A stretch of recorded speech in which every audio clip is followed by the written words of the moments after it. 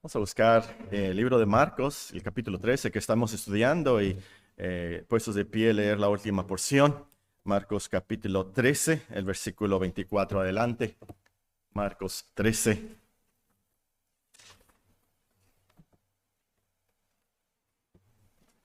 Puestos de pie vamos a leer esta parte de las Escrituras. Marcos capítulo 13, el versículo 24 adelante. Nuestro Señor Jesucristo profetiza: pero en aquellos días, después de aquella tribulación, el sol se oscurecerá y la luna no dará su resplandor, y las estrellas caerán del cielo, y las potencias que están en los cielos serán conmovidas. Entonces verán al Hijo del Hombre, que vendrá en las nubes con gran poder y gloria. Y entonces enviará sus ángeles y juntará a sus escogidos de los cuatro vientos, desde el extremo de la tierra hasta el extremo del cielo. De la higuera aprended la parábola. Cuando ya su rama está tierna y brotan las hojas, sabéis que el verano está cerca. Así también vosotros, cuando veáis que suceden estas cosas, conoced que está cerca a las puertas.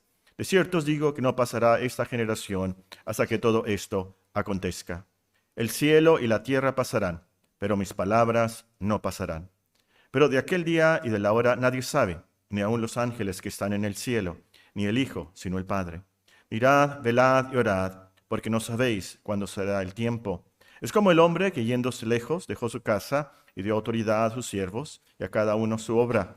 Y el portero mandó que velase.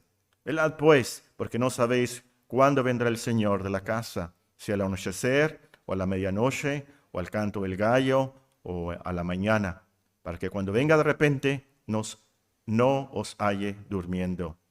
Y lo que a vosotros digo, a todos los digo: velad. Hasta aquí en la lectura de la Escritura, y vamos a orar para que Dios nos ayude a entenderla.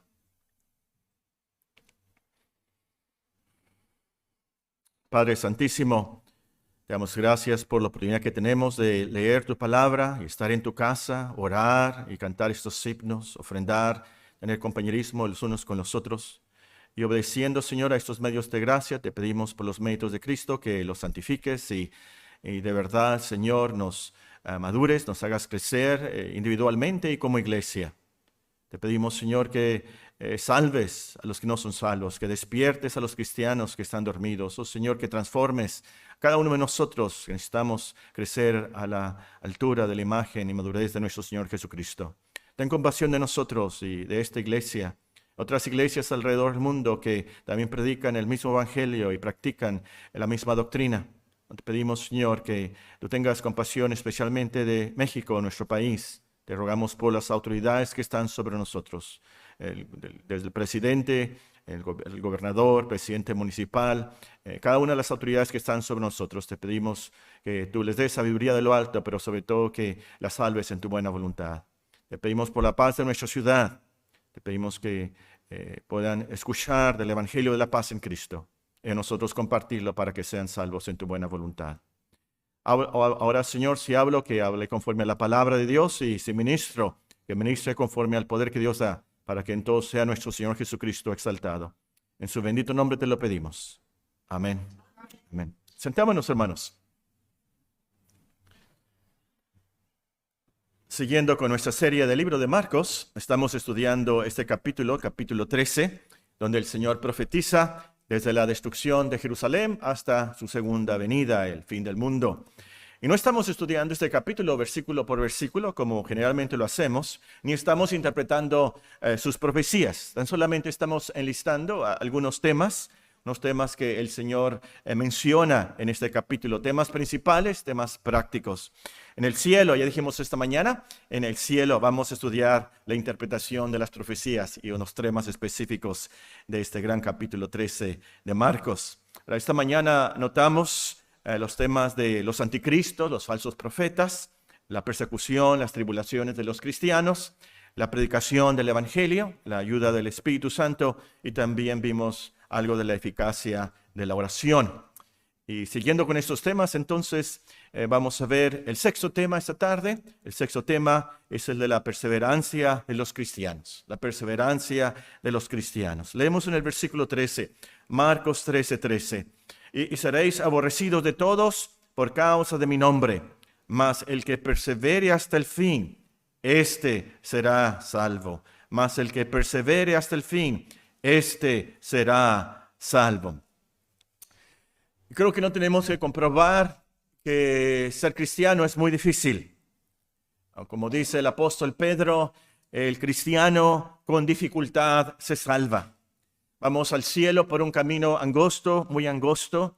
Sufrimos tribulaciones, persecuciones, nos aborrece el mundo. Somos atacados por el diablo, somos atacados por el mundo mismo y somos atacados por nuestra misma carne, el pecado que mora en nosotros.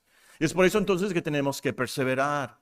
Tenemos que continuar en la lucha, seguir con paciencia. Solo así seremos salvos. Entonces, el cristiano, lo último, no es una persona que hace una decisión y ya. El cristiano, lo último, no es una persona que hace una oración y ya. O se bautiza y ya. No. Pero es uno que persevera creyendo en Cristo. El cristiano es uno que sigue confiando en las promesas de Dios. Uno que sigue obedeciendo a los mandamientos de Dios. Sigue meditando en la Biblia. Sigue viniendo a la iglesia a adorar a Dios. Sigue perseverando en bien hacer, como dice en Romanos capítulo 2. Ahora, sumando esto, no quiere decir que somos salvos por la buena obra de perseverar. No. Pero el que es salvo, de seguro persevera hasta el final. El que es salvo, de seguro continúa hasta el final. Aunque tenga que pasar por tentaciones fuertes, por angustias fuertes, por tribulaciones dolorosas, el cristiano sigue, continúa, persevera. Y esto, porque nadie nos puede arrebatar de la mano de Dios. No podemos perder la salvación, seguimos adelante porque nadie nos puede arrebatar de las manos de Dios, como nos explica el Señor en el Evangelio de Juan. Y Él nos da el querer como el hacer por su buena voluntad. Él nos da el querer que queramos perseverar por su buena voluntad y el hacer también. O como dice el versículo, el que comenzó la buena obra en nosotros la terminará hasta el día de Jesucristo. Es una obra de Dios, la salvación es de Dios. Vamos a perseverar entonces. Entonces, como cristianos, no vamos a perder la salvación. Vamos a perseverar. ¿Por qué? Porque el decreto eterno de Dios, por su amor, nada nos puede separar del amor de Dios. Romanos a lo último nos dice esto, Romanos 8. Y por supuesto, por la eficacia de la obra de Cristo. Cristo murió por nuestros pecados, Él intercede por nosotros. Su obra es perfecta. Entonces no vamos a perder la salvación, todos los cristianos vamos a perseverar hasta el final. Y la recomendación práctica aquí, hermanos, es que ante las dificultades, los dolores, las dudas en la cristiandad, y las vas a tener, tú persevera con la fe que tengas. Con la fe que tengas, si es del tamaño de una semilla de mostaza muy chiquita, tú persevera, sigue adelante. Si te has alejado, si has caído, si has fallado, arrepiéntete. El Señor tiene mucha misericordia de nosotros. Levántate y sigue perseverando hasta el final. Y claro que vale la pena, claro que vale la pena. Se trata de la salvación de tu alma, aquí no la salvación de tu casa o de tu patrimonio o tu trabajo, pero la salvación de tu alma eterna. Se trata de qué pasará contigo al final. Entonces, persevera hasta el final. Hace mucho, estaba en el seminario, de hecho, tenía un maestro que predicaba de una manera muy peculiar. Y tenía un tono y una melodía al predicar. Y hablaba muy despacio. Y de repente empezaba a predicar y nos despertaba todos, ¿verdad? Y el otro... Todos de seguro que escuchábamos sus sermones, ¿verdad? Como predicaba. Y nunca se me va a olvidar una ilustración que nos dio. El maestro, creo que ya falleció, de hecho era mayor cuando era mi maestro, estaba encargado de los seminaristas. Y el caso es que nos dio una ilustración de que debemos de perseverar y nunca se me va a olvidar. Creo que estaba hablando de Rocky Marciano. Los que saben de box, Rocky Marciano, un famoso boxeador, por supuesto ganó muchas peleas y decía, yo tengo un secreto para ganar. Tengo un secreto para ganar. Cuando estoy cansado y suena la campana, digo, un ring más, un round más. Y eso es todo. Y cuando estoy muy, pero muy cansado y me duele todo el cuerpo, pienso que suena otra vez la campana, un round más. Y es esto, un round más. Y cuando ya no aguanto y me estoy por desmayar, yo digo, un round más. Y cuando ya me estoy muriendo, que no veo, los ojos me los noquearon todos y no estoy viendo y pienso que me voy a morir, un round más. Y así gritaba mi maestra, ¿verdad? Y es lo que debemos de hacer. Con nuestra poca fe que tengamos, un round más, muy difícil y doloroso, como que vamos a desmayar, pero sigamos adelante. Y lo mejor en esto es, por supuesto, pensar en nuestro Señor Jesucristo y lo que nos enseña Hebreos capítulo 12. Cuando estés desesperado, cansado de perseverar, lo mejor que puedes hacer es ir a la cruz. Meditar mucho cuando nos dice el autor de Hebreos, por tanto, puesto que tenemos en derredor nuestra tan grande nube de testigos, despojémonos también de todo peso y de pecado que tan fácilmente nos envuelve. Corramos con paciencia la carrera que tenemos por delante, puestos los ojos en Jesús, el autor y consumador de la fe, quien por el gozo puesto delante de él soportó la cruz, menospreciando la vergüenza, y se ha sentado a la diestra del trono de Dios. Consideren pues aquel que soportó tal hostilidad de los pecadores contra sí mismo, para que no se cansen ni se desanimen en su corazón. O como dice la versión de los 60, es la versión de la Biblia de las Américas, que no se desmayen, ¿verdad? Séptimo tema. Ahora en la mañana me regalaron unos minutos, espero que no me tengan que regalar más ahora. Séptimo tema. El sexto fue la perseverancia de los cristianos. El séptimo tema es algo que necesito que pongan sus cinturones de seguridad espirituales. Muy bien, ¿listos? El séptimo tema que el Señor nos enseña en este pasaje es el de la elección. La elección. Vean el versículo 20. Quiero que lo vean con sus propios ojos. Esta es la palabra de Dios. Versículo 20. Y si el Señor no hubiese acortado aquellos días, nadie sería salvo. Mas por causa de los escogidos que Él escogió, acortó aquellos días. Nadie sería salvo. Pero hay unos que tienen que ser salvos, ellos van a perseverar, ellos son los escogidos. Y por eso dice aquí, suena redundante, pero es un énfasis aquí.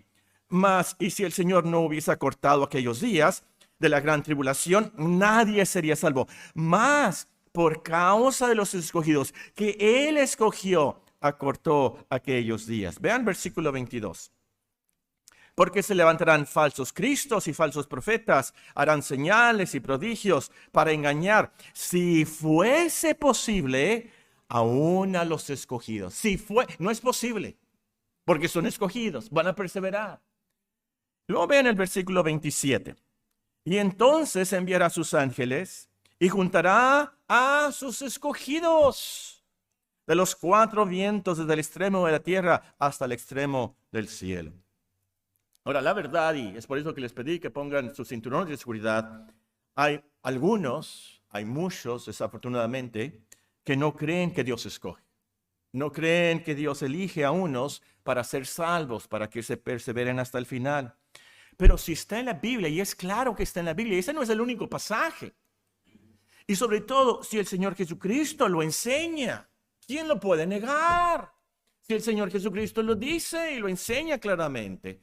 Ahora, si la pensamos bien, tenemos que haber escogidos, porque todos somos pecadores, todos somos malos, de nacimiento desobedecemos a Dios, como acabamos de leer en Romanos 3, no hay ni uno solo bueno, y no nos podemos cambiar. Por eso la pregunta retórica del profeta, ¿puede el etíope mudar su piel o el leopardo sus manchas? Así también, ¿pueden ustedes hacer el bien estando habituados a hacer el mal? No podemos cambiar nosotros. Entonces, si todos somos pecadores y unos van a perseverar y llegar al cielo, quiere decir que hay una elección. Dios escoge a unos para que sean salvos. Dios nos tiene que escoger para salvación. Y a lo mejor algunos de ustedes dicen, como que he escuchado eso en alguna parte. Vamos a segunda de Tesalonicenses, capítulo 2. Segunda de Tesalonicenses, el capítulo 2. Voy a comenzar a leer en el versículo 13. Segunda Tesalonicenses, el capítulo 2, versículo 13. Segunda Tesalonicenses 2:13. Pero nosotros debemos dar siempre gracias a Dios respecto a vosotros, hermanos amados por el Señor, de que Dios os haya escogido desde el principio para salvación, mediante la santificación por el Espíritu y la fe en la verdad, a lo cual os llamó mediante nuestro Evangelio, para alcanzar la gloria de nuestro Señor Jesucristo. La gran bendición aquí, hermanos, Dios escoge y escoge para salvación. Y la gran bendición es que no nos escoge por ser buena gente, no nos escoge por ser muy inteligentes, no nos escoge por ser de dinero. Leemos en Corintios: consideren, hermanos, cómo los llamó Dios. No hubo muchos sabios entre ustedes, ni muchos poderosos, ni muchos de la casa real, sino que Dios ha escogido lo necio del mundo para avergonzar a los sabios. Dios ha escogido lo débil del mundo para avergonzar a lo que es fuerte. Y lo vil y despreciado del mundo ha escogido Dios, lo que no es, para anular lo que es, para que nadie se jacte delante de Dios. Mas por obra suya están ustedes en Cristo Jesús, el cual Dios ha hecho para nosotros sabiduría, justificación y santificación y redención. Porque tal como está escrito, el que se gloría, que se gloríe en el Señor. Cuando veo a la hermana Tiburcia tan faltista, tan débil en sus oraciones y las excusas que da, yo pienso en este pasaje. Lo débil del mundo. Los débiles escogió Dios. Los pobres escogió Dios. La recomendación práctica, entonces, nunca pienses, de seguro que Dios no me escogió a mí. Nunca pienses eso. De seguro Dios escoge a los débiles, dice aquí. A los pobres, a los necios. Entonces no digas, yo no tengo muchos talentos, yo no tengo muchos dones, yo no tengo mucha fe. No digas eso. Dios no nos escoge porque lo merecemos.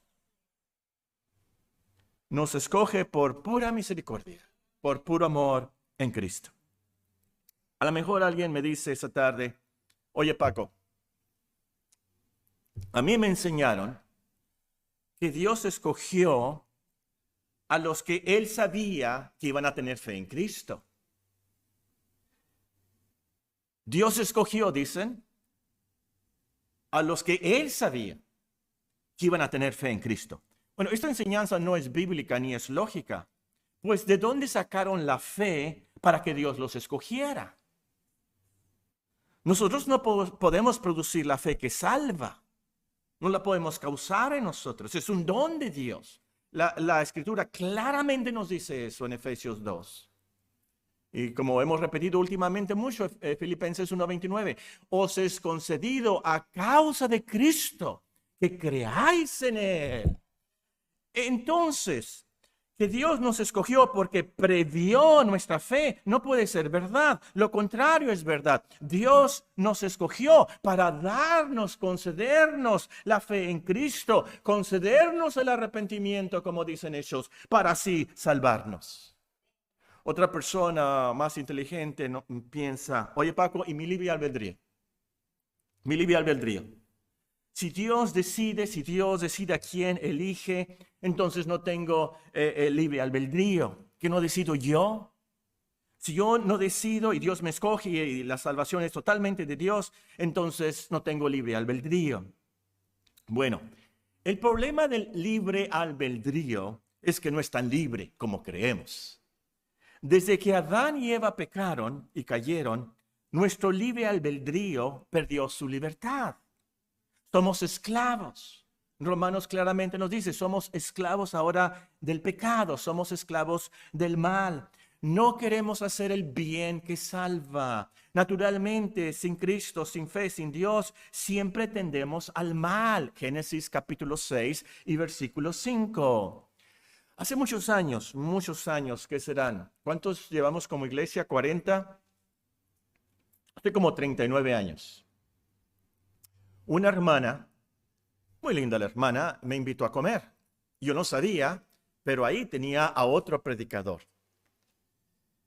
Y que él creía, por supuesto, en el libre albedrío, que él creía que Dios prevé la fe y por eso nos salva. Pero él luego me argumentó sobre el libre albedrío. Y me dio una ilustración que nunca se me ha olvidado.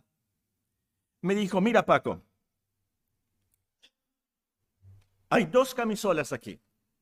Una azul y otra verde. Tú puedes escoger la que tú quieras. Tú tienes el libre albedrío para escoger. ¿Que no? Es cierto que hay la camisa azul y la camisa verde. Pero yo de seguro voy a escoger la azul. ¿Por qué? Porque a mí me gusta el azul. Precisamente por eso.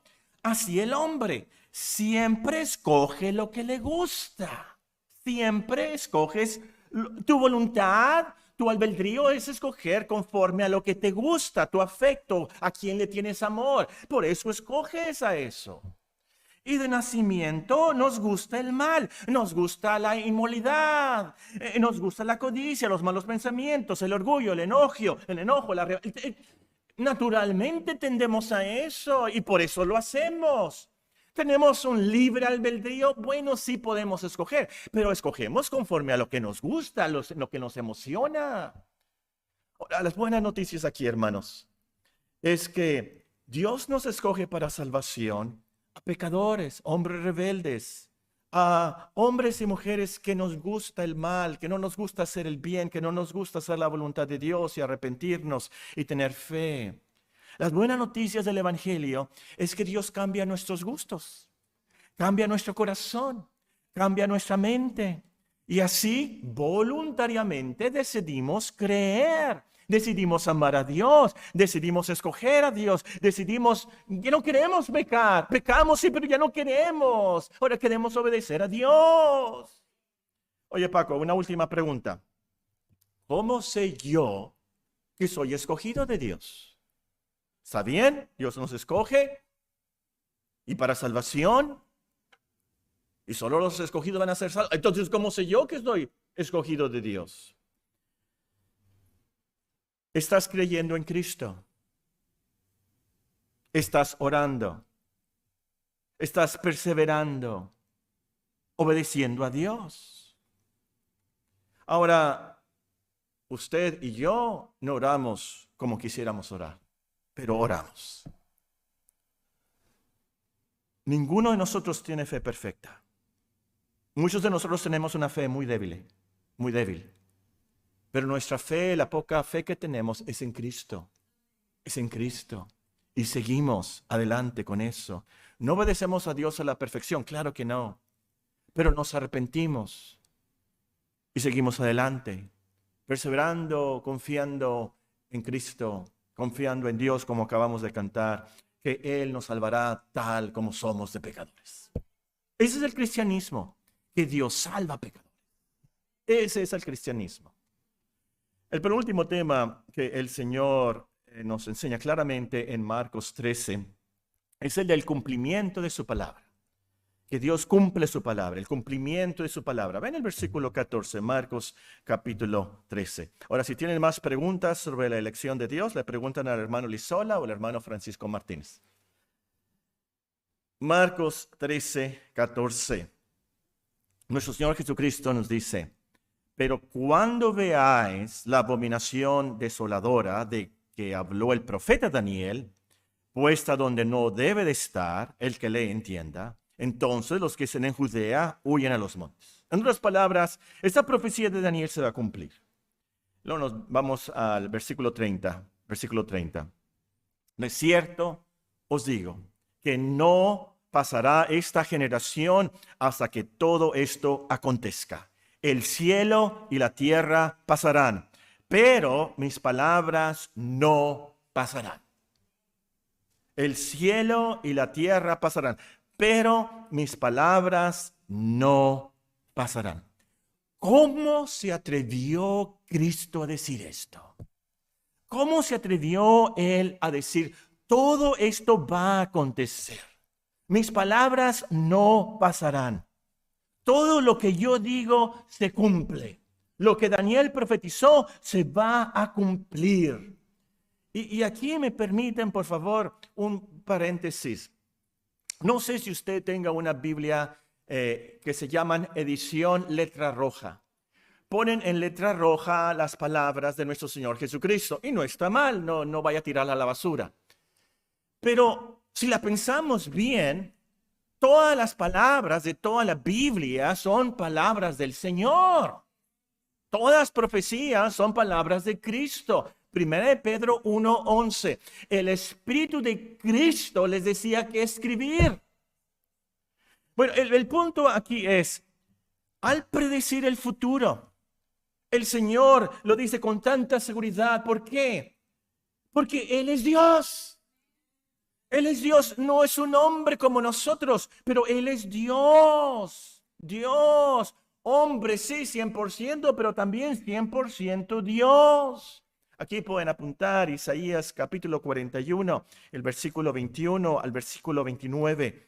Isaías capítulo 41, versículo 21 al versículo 29. Pero vean por favor con sus propios ojos Isaías 46, 9 a 13.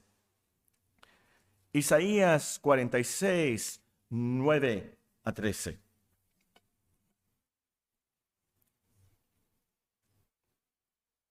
(46, 9 a 13).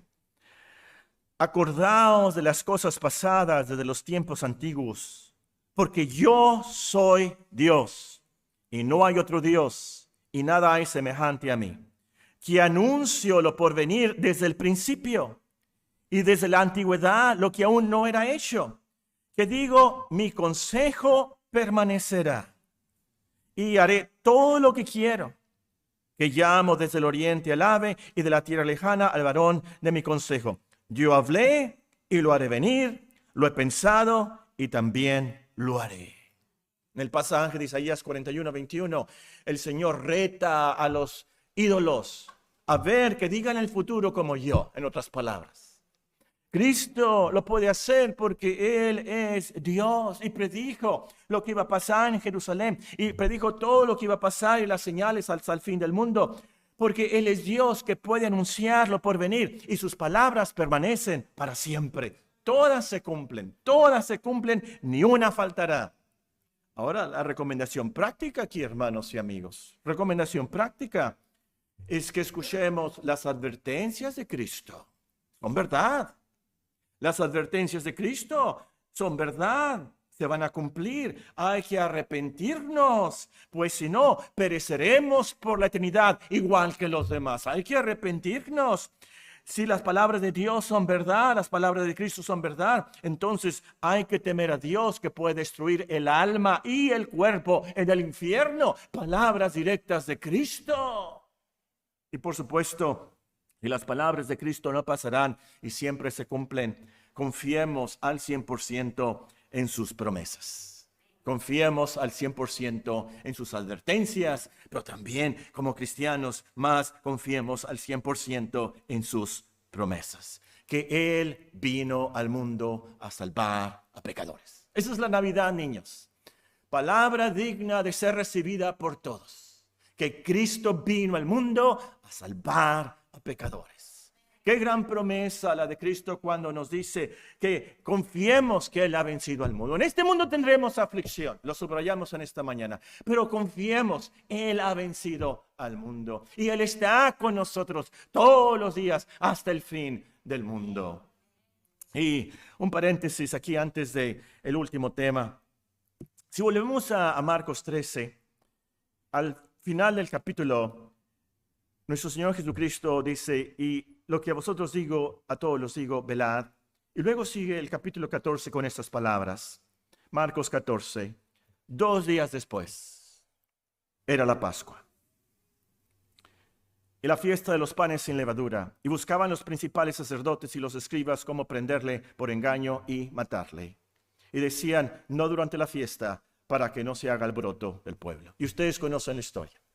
Aunque ellos no quisieron, durante esa Pascua, nuestro Señor Jesucristo murió crucificado por nosotros, sacrificado en la cruz, conforme a la Pascua real. Y mi punto aquí, hermanos, ese sacrificio de la Pascua, el sacrificio de Cristo, es infinitamente precioso, infinitamente poderoso para salvarnos, porque Cristo es Dios, Emmanuel, Dios con nosotros. Entonces, la Navidad, de eso se trata, que Cristo agregó nuestra naturaleza a su divinidad y que Él es un poderoso Salvador. Lucas capítulo 2. Entonces, Él te puede salvar de todo pecado, cristiano, creyente. Te puede salvar de todo pecado. O como dicen Hebreos, Él puede limpiar tu conciencia de toda obra mala. Él te puede llevar a Dios, por más débil que seas. Confía en su evangelio, las buenas noticias. Confía en su poder divino, que Él es Dios en carne, que vino a este mundo, se sacrificó por nuestros pecados, vivió una vida perfecta para que nosotros podamos ser declarados justos por la obediencia de Cristo, por su sacrificio en la cruz. Entonces, y aquí, amigo, que me escuchas en la internet o aquí presente, bueno sería que algún día testifiques la Navidad del 2025. Yo creí. Yo me arrepentí y creí. No entendía mucho, pero me cayó el 20. Es cierto, Cristo vino para salvarme a mí, pecador. Y soy pecador y sigo siendo pecador, pero Cristo vino a salvar a mí, pecador. Muy débil, sí. No tengo muchos dones y talentos, pero Cristo vino a salvar a hombres y mujeres como yo. ¿Por qué no crees? ¿Por qué no crees? ¿Por qué no te quieres arrepentir? ¿Por qué no te quieres rendir a Cristo? ¿Eres muy pecador? ¿Eres muy pecadora? ¿No tienes mucha fe por eso? Pídesela al Señor. Tú dices que soy muy pecadora, soy muy pecador. Esas son las personas que Cristo vino a salvar, precisamente los pecadores, a los más pecadores. Como acabamos de cantar, ven a Cristo tal como eres de pecador. Pero Paco, yo fumo.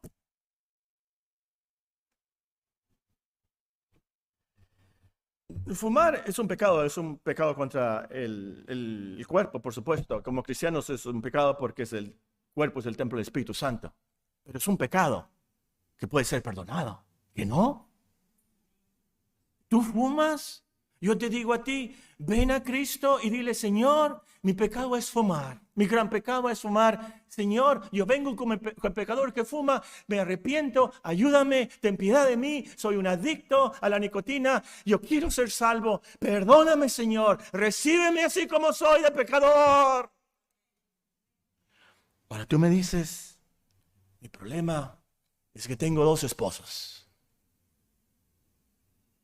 Yo tengo 2 esposas. Soy un adúltero. Un gran pecado también. Pero es a personas como David, adúltero. Personas como las prostitutas, que la gente se burlaba, que Cristo se juntaba con las rameras y los pecadores. Que Cristo vino a salvar. Tú dile, Señor, Señor, tú conoces mi vida, tú conoces mis pecados, nada te es secreto. Perdóname, me arrepiento, ayúdame, ten piedad de mí, me acerco a ti como adúltero. Y así puedes agregar la lista. Soy muy enojón. Ven así, enojón como eres. No es que yo soy un ladrón. Ven así de ladrón como eres y dile, Señor, yo quiero restituir. Ayúdame, ten piedad de mí si no puedo. Tú sabes la verdad, que te amo y quiero estar contigo. Soy un ladrón. Y ve como el ladrón junto a la cruz. ¿Qué pudo hacer el ladrón? ¿Pudo restituir? No pudo restituir. No pudo restituir nada. ¿Se pudo bautizar? No se pudo bautizar. ¿Qué pudo hacer el ladrón? Nada. Así tú ven y dile, Señor, No puedo hacer nada con esto. Ten piedad de mí. No tengo dinero para restituir. No tengo energía. Señor, ayúdame. Ten misericordia de mí, pecador. Y Él la tendrá. Él la tendrá. Tú te acercas a Dios, dice en Santiago, Él se acercará. No es excusa que digas, no me puedo arrepentir, no puedo tener fe. Dile al Señor, Señor, dame el arrepentimiento por misericordia, dame la fe en Cristo, ten misericordia de mí. El último tema que nuestro Señor Jesucristo nos enseña en nuestro pasaje es el más glorioso, por supuesto, en el versículo 24, Marcos 13, 24. Nuestro Señor Jesucristo nos enseña sobre su segunda venida. Marcos 13, sí está en Mateo, está en Lucas, pero lo leemos en Marcos 13, versículo 24. Pero en aquellos días, después de aquella tribulación, el sol se oscurecerá, la luna no dará su resplandor, las estrellas caerán del cielo, las potencias que están en los cielos serán conmovidas. Entonces verán al Hijo del Hombre que vendrá en las nubes con gran poder y gloria. Y entonces enviará sus ángeles y juntará a sus escogidos de los cuatro vientos, desde el extremo de la tierra hasta el extremo del cielo. De la higuera, aprender la parábola. Cuando ya su rama está tierna y brotan las hojas, sabéis que el verano está cerca. Así también vosotros, cuando veáis que suceden estas cosas, conoced que está cerca a las puertas. De cierto os digo que no pasará esta generación hasta que todo esto acontezca. El cielo y la tierra pasarán, pero mis palabras no pasarán. Pero de aquel día y de la hora nadie sabe, ni aun los ángeles que están en el cielo, ni el Hijo, sino el Padre. Es de pensarse que para el apóstol Pablo, los que realmente son cristianos hacen tres cosas. Los que realmente son cristianos, según Segunda Tesalonicenses, el capítulo 1, son los que se convierten de los ídolos a Dios. Los que se convierten para servir al Dios vivo y verdadero. Y la tercera condición, dice él, son los que esperan de los cielos a su Hijo. Tres cosas. Se convierten, sirven y esperan a Cristo. Y eso es natural, por supuesto.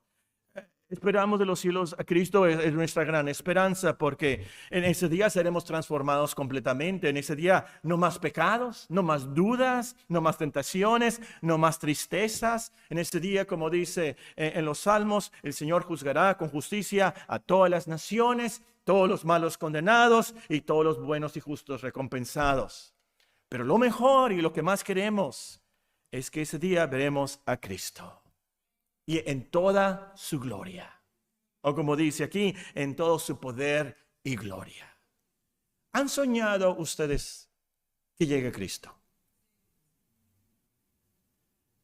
La verdad es que a lo último, en estos días, con la información que tenemos, no podemos imaginarnos la majestad, la gran majestad, o como dice el himno, ¿verdad? La gloriosa majestad de Cristo. Va a ser increíble ver al Señor en toda su gloria. Dejen ustedes los ángeles, pero Cristo mismo en todo su poder divino, en toda su gloria. Dice en Apocalipsis 1 que Juan el apóstol, el favorito, cayó a sus pies viendo su gloria. Va a ser de lo más tremendo para nosotros como cristianos. Ahora, el problema aquí muchas veces es que somos curiosos, ¿verdad? Y queremos saber la fecha. ¿Cuándo? Y el Señor expresamente nos dice, eso es solo de conocimiento de Dios Padre. Una extra curiosidad en esto es un gran pecado. Yo me acuerdo, no muy lejos de aquí, el hermano Alfonso se ha de acordar de la Granja Adriana, que teníamos campamentos. Hubo un campamento ahí de un predicador de apellido Olivati. De este pasaje, él comprobó del versículo de la higuera que el Señor Jesucristo iba a venir en 1984. Y nos dijo la fecha, y la generación trata esto, la higuera acá, Israel volvió a Palestina, lo que ahora es Palestina, Israel, 1946, 47, empezaron a llenarse los judíos, la higuera empezó a brotar, ¿verdad? Y nos convenció a todos, Cristo va a venir en 1984. El pobre hermano Paco dijo, no me voy a casar, no va a haber tiempo para casarme. Por supuesto, 1984 pasó y vino y nuestro Señor Jesucristo no volvió. Hay que tener mucho cuidado de esto, hermanos. Bueno, esta curiosidad en esto es pecado. Y más para mí, lo más triste aquí es cuando los que se fascinan con la profecía y que traten de investigar quién es el anticristo, quién es el 666, quién es la bestia, el Almagedón, exactamente dónde va a ser. Y se olvidan de lo más importante, Cristo. Cristo, nuestro Señor, es el que viene, a quien amamos sin haberle visto. Eso va a ser lo tremendo. No nos va a importar lo último, quién es el anticristo, quién es el 66. No nos va a importar eso. Lo importante para nosotros, lo fascinante va a ser lo más bendito de ver a Cristo. Entonces la recomendación práctica aquí es, y viene directamente de los labios de Cristo. Ven al versículo 33. Si esto es verdad y Cristo viene otra vez, ¿qué debemos de hacer? Versículo 33. Mirad, velad y orad. Ahí los que predican, 3 puntos. Mirad, velad y orad, porque no sabéis cuándo será el tiempo. Es como el hombre que yéndose lejos dejó su casa, dio autoridad a sus siervos y a cada uno su obra, y al portero mandó que velase. Velad pues, porque no sabéis cuándo vendrá el Señor de la casa, si al anochecer, o a la medianoche, o al canto del gallo, o a la mañana, para que cuando venga de repente no os halle durmiendo. Y lo que a vosotros digo, a todos los digo, velad. Estar alertas, cuidado, vigilen, cuídense. Oren, cuídense de cumplir la obra que Dios ha dado a cada uno. Velen, oren para que no entren en tentación. Entonces, de práctico aquí, te recomiendo que entre semana medites, cantes más de la segunda venida del Señor. Si tú siempre piensas en la segunda venida del Señor y cuando sales de la puerta de tu casa para ir al trabajo, para ir a la escuela, pensando, a lo mejor este día el Señor viene otra vez, tu visión de la vida va a cambiar, te vas a motivar más, vas a estar más alegre, con más esperanza. Claro que sí. Entonces, todos los días, te animo, cristiano. ¿Quién es el cristiano? El que se convierte, el que sirve y el que espera a Cristo. Todos los días debemos esperar a Cristo. Y piensa, este día veré a mi Salvador en toda su gloriosa majestad. Ojalá que usted tenga ese amor por Cristo, que pueda cantar sinceramente. Y con eso termino. En presencia estar de Cristo, ver su rostro, ¿qué será? Cuando al fin en pleno gozo mi alma le contemplará. Cara a cara espero verle, más allá del cielo azul. Cara a cara en plena gloria yo veré a mi Jesús. Cara a cara, cuán glorioso ha de ser así vivir. Ver el rostro de quien quiso nuestras almas redimir. Un gran himno clásico de la cristiandad. Oremos al Señor, hermanos.